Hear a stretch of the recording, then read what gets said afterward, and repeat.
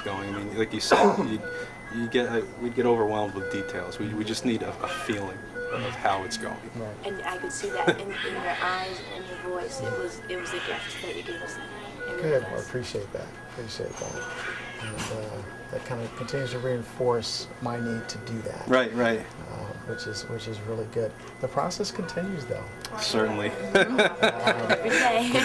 The process continues, and I think one of the things, especially as we think about dads, and part of what we're working to do is kind of, in many ways, not so much redefine the role, because the role's there. It's Certainly defined. is. But to be more accepting as a healthcare community about the role. Right. And we clearly have been doing a lot of work here in our NICU to really engage the staff in understanding how to engage dads. But the reality is that so much of this needs to happen even before babies are born. Of course, there's a whole lot more we could even be doing in our environment. We're working towards doing that.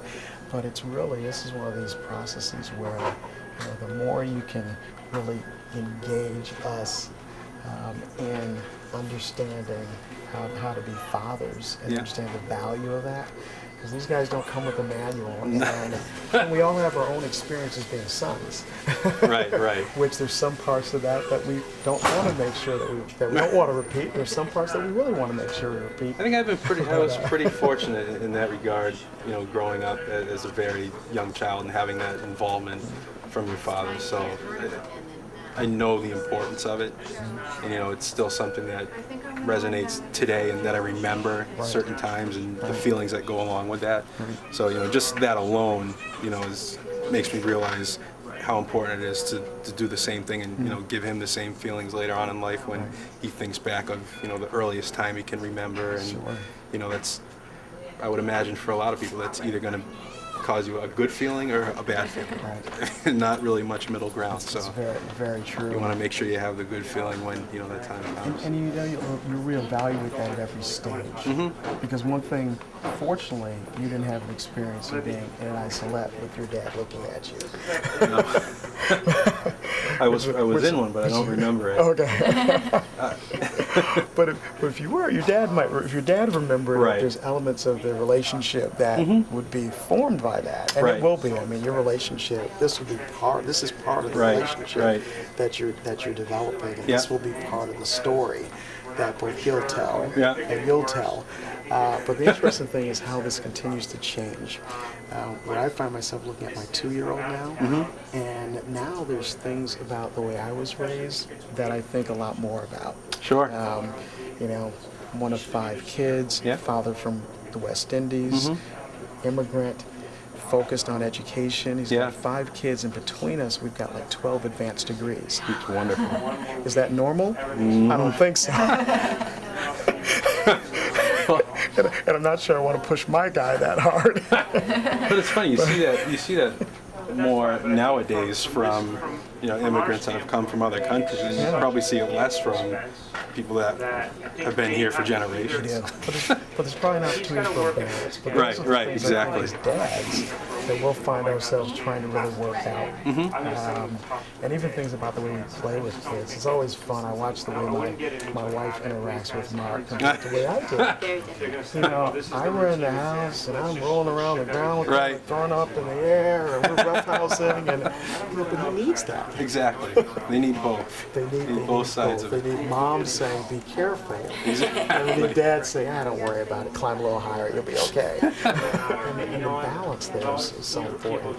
It always makes me really concerned with those kids who don't get that balance. And it's not just physically being there, because there's many dads who are physically there, sure, but still not there emotionally and the rest of that. So I often think that part of the reason why I did newborn intensive care is because this is that really unique place where you can catch people. Yeah. I mean, there's men and women who come into this environment, think about everything that their life has been and what they've done, and they totally re-examine it. I mean, I've seen people come in with so many significant challenges, and you see them a year later, 2 years later, and their life is totally different.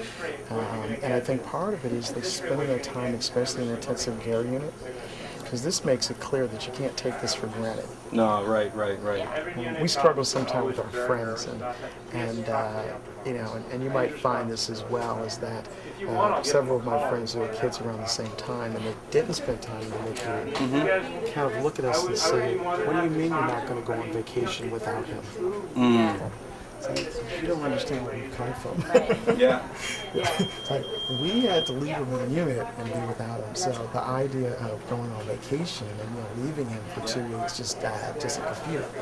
Yeah, you said you're not sleeping in the house until he's there. Yeah. But those are things that, for people who just have a baby and take them on home, it's very, very different. Yeah.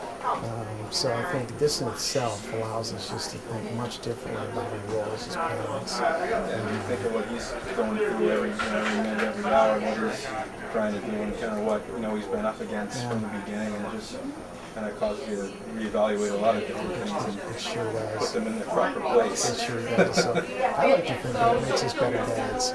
Makes us Oh, better no doubt dads. about it. Can make us better. Can make us stronger families. Makes everything just that much closer. It certainly has made our bond even stronger. I mean, we've been married for a year, but this is, by far the closest and most connected we've ever been. Right. And that's important. My wife and I were married 14 years before Mark was born. We noticed the same thing. It was the exact same thing. We've been in the hospital room for a week and a half and we haven't had an argument. Figure that out. Maybe that's why he has to go for the walk. That's you. Oh, goodness. That's a good one. So that's the power of what this can create. That is the power of what this can create. And, so we're here to be as supportive of that as possible.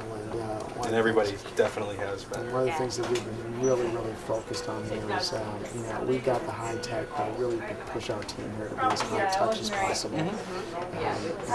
You don't have to go through layers of interns, residents, fellows. We like it this way. You're going to talk to someone. Someone's going to come in your room before you deliver, who's been around it for enough years to confidently tell you what you might expect.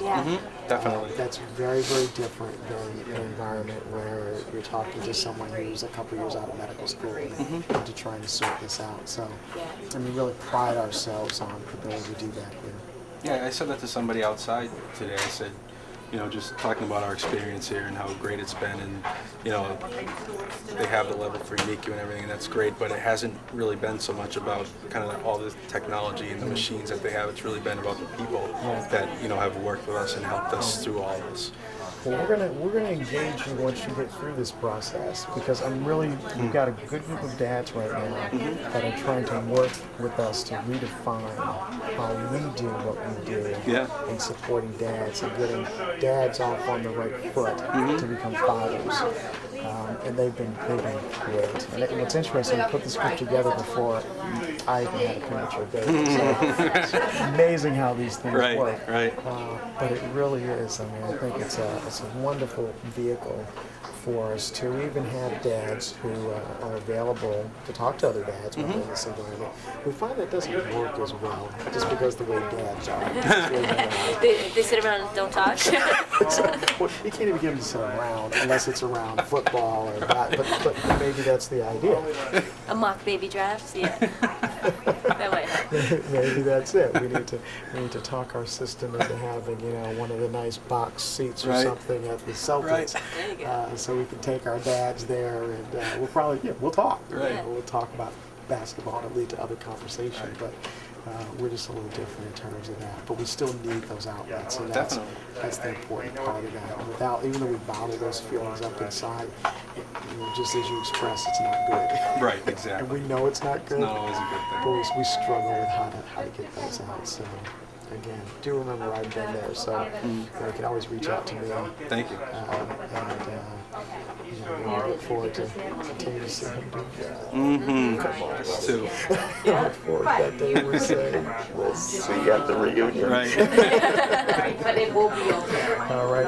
And I do encourage you to try to get home, though. to try to get home at some point. Easier When said they than transfer done. us to Holy Family, Right.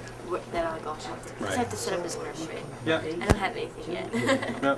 But getting a good night's, or getting as good a night's sleep as you can, because sleep is going to be sleep is going to be totally different. You know that, right? It already has been. He's in here, and it's been different. You're